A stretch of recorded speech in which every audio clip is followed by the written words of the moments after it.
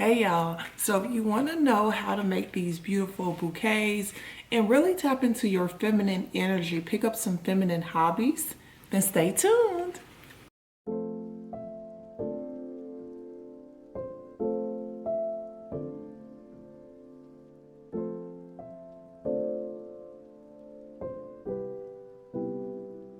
Hey y'all, and welcome back to A Complete Vibe. Welcome back, whichever one.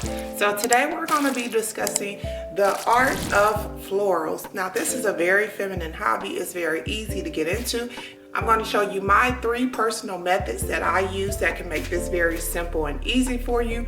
Here are my timestamps if you care to move forward. I picked up some roses, some unicorn baby breath, some eucalyptus, that's eucalyptus right there, a hydrangea, some cow lilies, and then also I have some tulips. I purchased all of this from Trader Joe's. It came to be about $35. So let's get into this video. Okay, so for my first method, you're going to need some tape. Any kind of tape would do. I just got this because it was the only thing they had. So you're just going to need some tape, a vase, and a pair of scissors. And also, people like to add different things to their water, like sugar, aspirin, bleach, the flower food that comes with it. I just keep my water pure water. If anything, I may put some ice in it, and I switch my water out every other day. So if you want to add anything, that's on you, but personally, I just keep my water plain. So the first method is more of a checkerboard style, and you're gonna make a pattern using tape so that your stems can stand in the exact way you place them. So it should look something like this. Of course, if you're using clear tape, the regular tape I suggest to use, your grid will be a lot smaller, but this is what mine looks like. And also I fill my water about 1/3 of the way up, so maybe about right there, maybe right there is where my water stops. So anytime you're working with roses, you can see that these are starting to open up a little bit. But first things first, you're gonna, around the outer, whatever petals like that one look frail or looks like they're already dying, just go ahead and pull those off. And then once you have it a clean outside,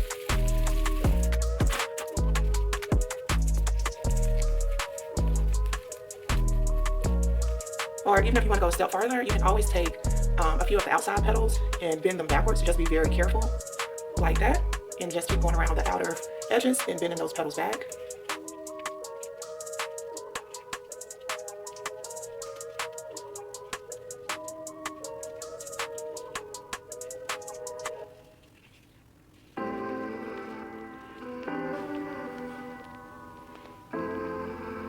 So that eventually your petal,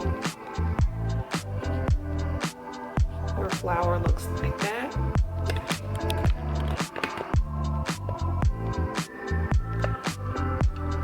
It is just very time consuming, but you know. And also, if you're ever trying to figure out the height, if you want your flowers a certain height in the vase, if you turn them upside down, wherever your stem stops at, that's the height your flower would be. So for instance, I want these stems maybe about right there, and I'm cutting my stems at an angle, and then you can get your desired height.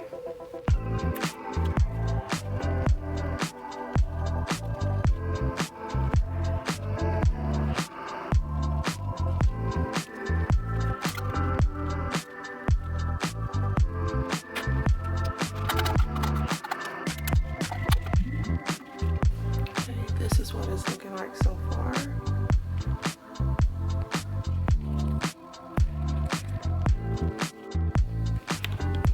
So here is my final bouquet. As you can see, it's nice and full. Again, this is the checkerboard style, so you're just simply sticking the flowers or the stems into each open section of the checkerboard. And you can play with different heights. You can use different flowers.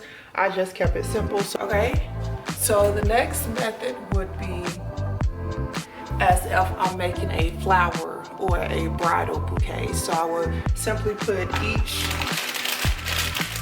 stem in my hand and build up around it, constantly turning it. And also, if you ever have any flowers that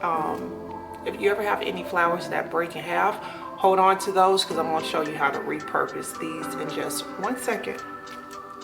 So in this case, I'm going to start with my hydrangea and work my way around it.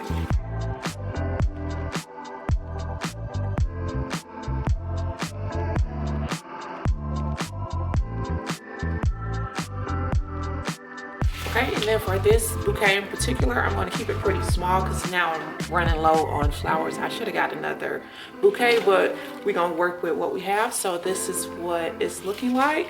So I just would keep building. If I wanted a bigger bouquet, I just would keep adding flowers and just keep twisting. So I just would keep building this out. But for right now, that's my bouquet.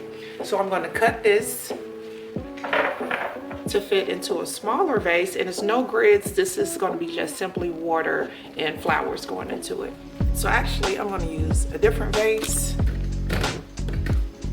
I'm going to go with a different vase, which is this one, because the neck is smaller, and since my bouquet is smaller and also I have longer flowers, I feel like this vase will work a little bit better with the smaller opening versus this one that has, you know, a bigger opening. So now I'm just going to trim my flowers down and get them in my vase. And that's going to bring me to my last method, which is to simply freestyle. There's no rhyme, there's no reason. You simply do whatever it is you want. In this method, you can play with different heights. You can absolutely use different flowers. You can do anything you want to do. Is absolutely up to you. And also, if you ever decide to use any type of hydrangea, these love water. This is like one of the plants that it can take water from the stem or from the actual petals. So if your petals look droopy, simply turn it upside down and submerge it in water. Leave it in there for a few minutes, turn it back up, and after a few minutes, it'll be back full like this. But anytime you're working with a hydrangea, make sure it always has plenty of water. They drink water quickly, and they like a lot of water to stay full and bloom like that. If you ever have a broken head or, you know, broken rose, you can simply, it's a few things you can do with this. Either you can pull off all the stems and make a border around the bottom of your vase, if that makes sense. So just on the inside, you would simply put the petals all the way around, then fill it up with water. Or you could simply, this is a glass, but you get what I'm saying. You can simply get a smaller vase and just drop it in there and just let the head float by itself. You can simply get your rose petals, pluck them off of the head, and poke them down into your water.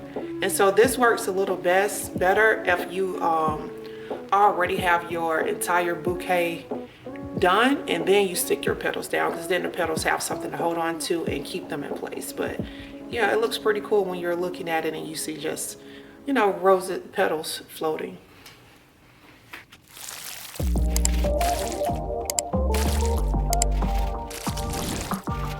Here's the final look on my Freestyle bouquet.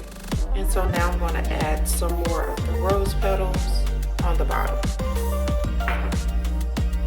You simply just pluck your head off and then use the petals.